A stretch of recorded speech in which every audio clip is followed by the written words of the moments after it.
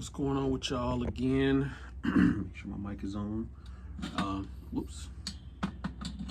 Today we're gonna be talking about the ICE stuff that's going on in California rioting. I've seen a lot of comments on the videos where they're showing the riots and stuff, and basically they're just talking about let it burn.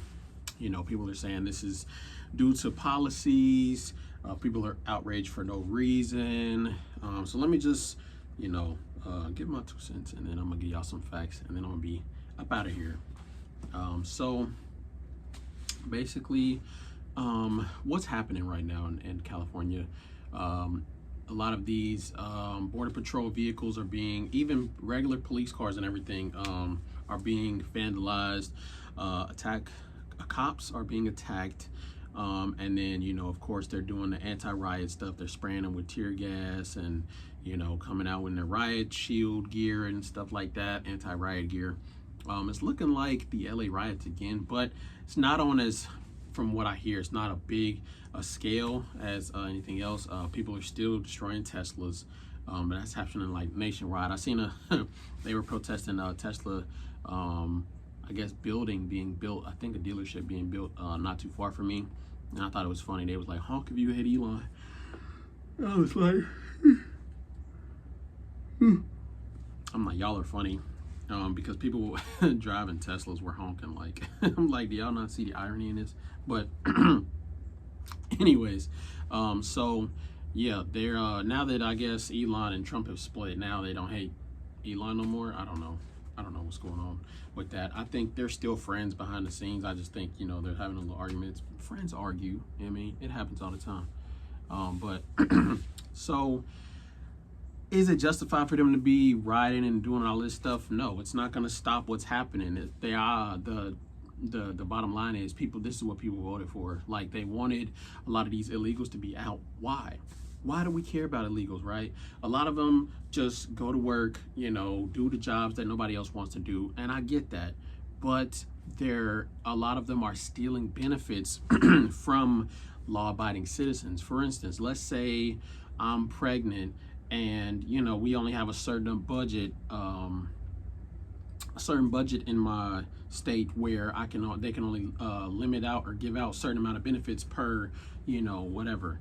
I might not qualify due to them allocating resources for illegals first. And this is under Joe. He wanted to do this so that he could get more votes and win the election, because I know if I was coming in this country illegally, getting free housing, free health care, free dental, free what do they call it, food stamps, free Section 8, I'd vote for him too.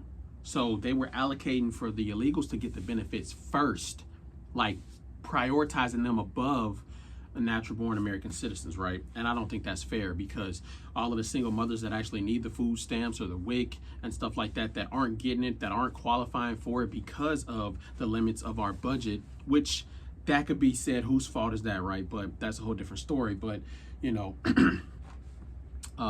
regardless of the case, the illegals were getting prioritized above everybody else. Now, that being said, I feel bad for like the kids that are involved in this. It's just like if you have like a dysfunctional household, right? You feel bad for the kids, right? Because they got to suffer through that. They got to go through that their whole life. But it's honestly the parents' fault. It's not Trump's fault. It's not Joe's fault. It's nobody's fault but the parents. The parents decided to either have them here illegally or to bring them here illegally. And that's breaking the law. People are like, oh, why don't you feel bad for the kids and all of that? I do, but their parents are breaking the law. It's like, do you feel bad for somebody who's stealing because they're too poor to afford food? Yeah, but they're breaking the law still. There's still ramifications if they get caught. And that's just how it is. That's what, that's how the law works. I mean, unfortunately, if you break the law, you get caught. So, boom. Nobody cares about this fact that Obama deported way more than Trump. Even currently to this day, Obama has done deported 4 times the amount of illegal immigrants. But nobody had a problem with him because of his skin color. Now, all of a sudden, it's Trump, and everybody has a problem with it for some reason. I don't know why. Obama deported, like when I say a lot more, I mean a lot more people. Like like millions more. And nobody ever had a problem with that because they was like, hey, that's what we want. Hey, good for him, pro-Trump or pro-Obama, whatever. But now Trump's doing it, and it's a problem. It's a lot of double standard involved in this, a lot of false media coverage when it comes to this as well. And I think that leads into people's opinions being swayed very, very well. Pallets of cinder blocks appearing by ICE facilities. I think this is an Antifa tactic. I think they do this on purpose. There's not, there can't be that much construction where pallets of cinder blocks are, because they want them to throw them at ICE agents and ICE cars and stuff, which we don't advocate violence on this channel unless it is justified, perfectly justified, as in force, lethal force is coming towards you and you have to defend your life. That's the only way that I will ever advocate for anybody to use lethal force, ever. So that being said, why? And I remember border agents were talking before. They were like, yeah, we need more funding because we need to put, bulletproof glass and big steel cages on our windshields because we get big old huge cinder blocks and rocks thrown at us on a daily basis. And I'm like, I get it. It's a job that sucks, but somebody got to do it. That being said, I appreciate them, doing the work that that we couldn't do in our normal everyday lives, so yeah, I don't think that's justified to bring upon. That's like people when they say all cops are bastards. Like there's black cops out there too. Like we have uncles and stuff that are cops. Do they deserve to die just because they took a job? No, they don't. And I stand by that. Anyways, let's get to it. Next point. Representative Maxine Waters tries to force entry into LA federal building. She tried to use her congressional, power to force her way into LA building to interfere with ICE operations. Yeah, she would have went to federal jail for that. You can't do that. This is where like politics goes too far once it turns into actual actions against people that might threaten lives and stuff like that. And I know people say, well, immigration, they're threatening lives. Well, that's their job. I mean, if they wanted to come in the country, do it the legal way. And I'm going to make a separate video about this because my friend asked me about this. Like, what about the people that Trump is bringing into the country? Well, they're not coming in illegally.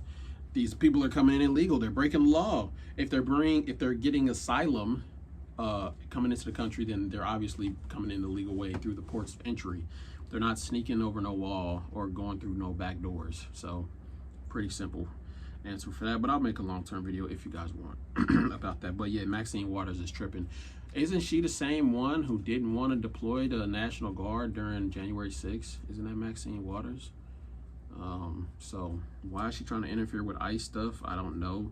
But if she does, she will definitely go to federal prison, like without a shadow of a doubt in my mind. Police attacked and cars destroyed due to the riots. This is not no peaceful protesting, guys. This is Antifa ramping up and literally attacking people. I don't think nobody's died yet, but people are being injured. Like, I'm seeing people being bloodied, bludgeoned. Like, you got to think, when Antifa comes up, do you think of peace? No, you think of anti-fascism, and usually they're the ones being the fascists. Let me explain what I mean by that, because I don't think I've ever talked about this on this channel. I've talked about it on my other channel, but anti-fascists, they're the ones who usually promoting the fascism. You can have a disagreeing opinion with me on my side, but on their side, if you disagree with them, then you're a fascist and you need to be silenced by being put to death, right? That's what they try to do to Trump. We can have dissenting opinions, but if yours disagrees with mine, then you're wrong and you need to be put to death. Okay. We can disagree on something, and even if we agree, if yours point is slightly different than mine, then I need to silence you by putting you to death. That's what the anti-fascist movement is. They're the fascists who want to silence people, basically. Like, I don't want to kill him, I just want to hurt him and make sure he can't talk. He can't use his First Amendment right of free speech to, tell people his opinion because they might agree with them. And once they start digging into it, they might actually see that my opinion is not that right. And more people might agree with theirs, because even though theirs is wrong, there will be more people who agree with their wrong opinion. So I need to silence them. Because when people start looking into minds and they start seeing the flaws and the errors, and they might be like, maybe I'm the villain. Maybe I'm the one who's wrong in this situation. Maybe I'm the one who's not doing the right thing in these scenarios, in these situations. Maybe they are right, but I don't want people to realize that. So I'm gonna try to silence them by any means necessary, right? That makes sense. It really doesn't. But let me know what y'all think about these riots. Do y'all think it's going to continue? Do y'all think it's going to get more out of control? I think it might ramp up as soon as they find out that Derek Chauvin has been pardoned by Trump. Even though the autopsy said that George Floyd died from four times